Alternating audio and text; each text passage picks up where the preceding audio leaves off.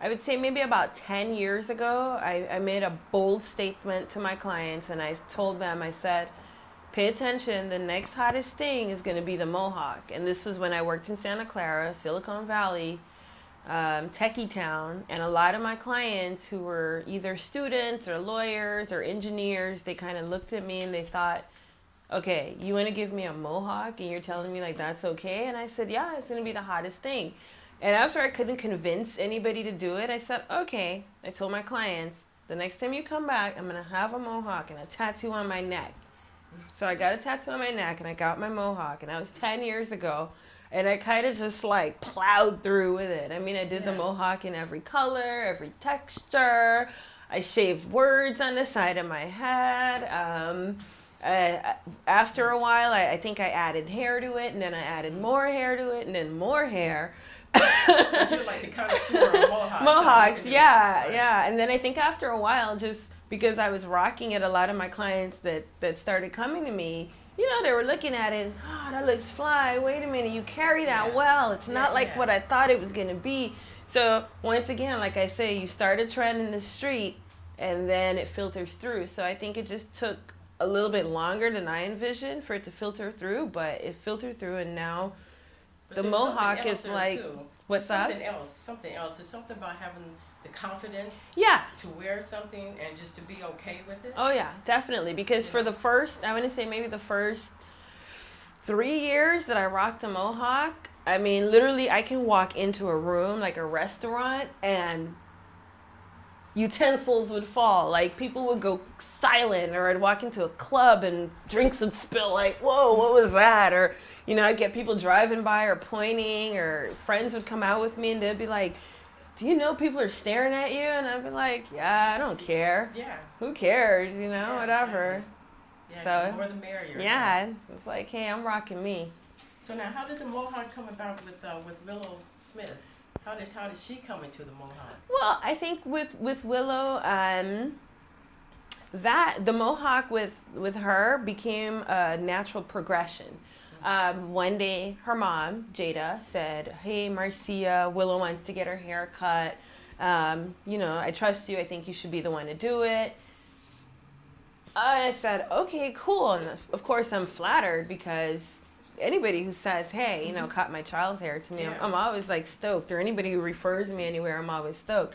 So I went over, and I think for Jada and I both, well, I was kind of a little bit nervous because this is like her first haircut, and Jada's obviously a mother watching her daughter get a haircut for the first time. So I think we were both a little bit like, let's, you know, pull back.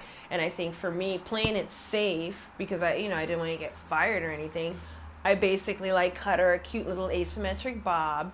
We looked at it. Jada said, I like that. Take it up a little shorter. So that's when I thought, all right, I like where this is going. We took it up a little shorter, and then I think Willow rocked that for maybe a couple of months or something, or I don't even think it was a couple of months. It was probably like a month, because I think they were still shooting Karate Kid in China. So I think on one of her trips back, you know, Jada said, hey, you know what?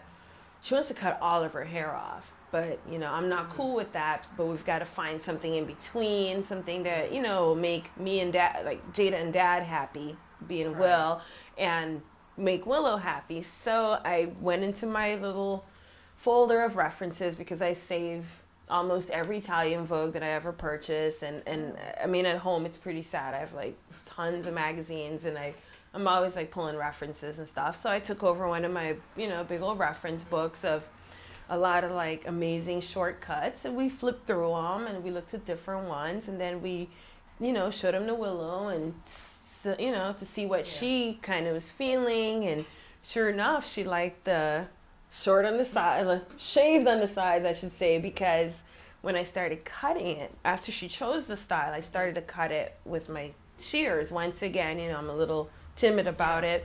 And Willow says, well, aren't you going to shave? You know, I want, and I said, oh, okay, you want the clippers. All right. And I pulled it out and shaved her up, and then we just left the top portion just kind of sweeping down, and that was that. And then I think after a while, once again, you know, she kind of was like, I want something a little bit different, or can we just grow this back part out? And I thought, okay, cool, let's go for it. So then with that now, you know, we've got like the mohawk shape, and that's how we came about with that. And actually now she's thrown another challenge for me. She's like, can we just grow it all out? And I said, yo, let's do it, you know? It's like, what are you going to do with my hair on the sides?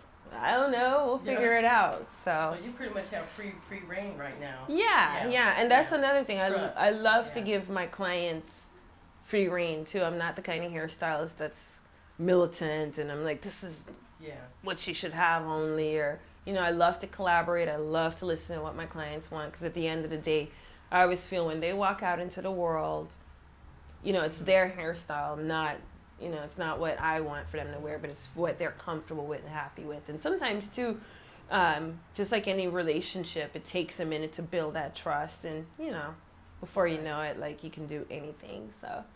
Yeah, I remember it was such a big deal when she first came out with the mohawk. I remember seeing, like, you know, the different online sites. Everyone has an opinion. Yeah, like, people were kind of freaking out about it. And for me, I don't know. I don't think it's that serious. Yeah. And coming from a very conservative, traditional family background, my mom told me forever, ever since I was a child, like my mom's thing was always like, as long as you live under my roof, you can't cut your hair. And that killed me, like, and as long as I lived under her roof, I followed the rules and I didn't cut my hair. But the day I became a licensed cosmetologist, I went out the very next day and I had somebody cut my hair, and it wasn't short enough. I gave it a week and then I went somewhere else and I had somebody else cut my hair, because for me, I was like exploring that freedom, you know, and I really wanted to go there. And I just wish that my mom had given me the opportunity to explore when I was younger. But, you know, to each his own. But now it's like incredible that I get a chance to have a client whose mom gives them free reign. And it's like, in a way, I'm living vicariously through Willow. Like, whatever I couldn't have as a kid, you're going to get it, you know? The sky's the limit. She pretty much knows what she wants and has an opinion.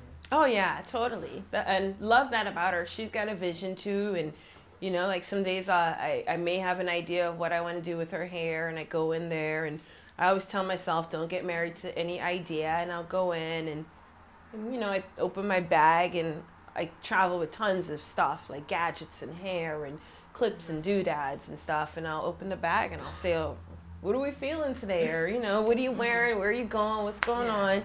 And then she'll say, oh, man, like, I like that color, and can you throw that over there? And then, you know, she just kind of tells me, like, where she wants what, and then I sit down and I kind of figure it out, and I think, all right, artistically, I think it'll make sense if the braid came from the back and then the hair splattered from the front, and we have fun, a ball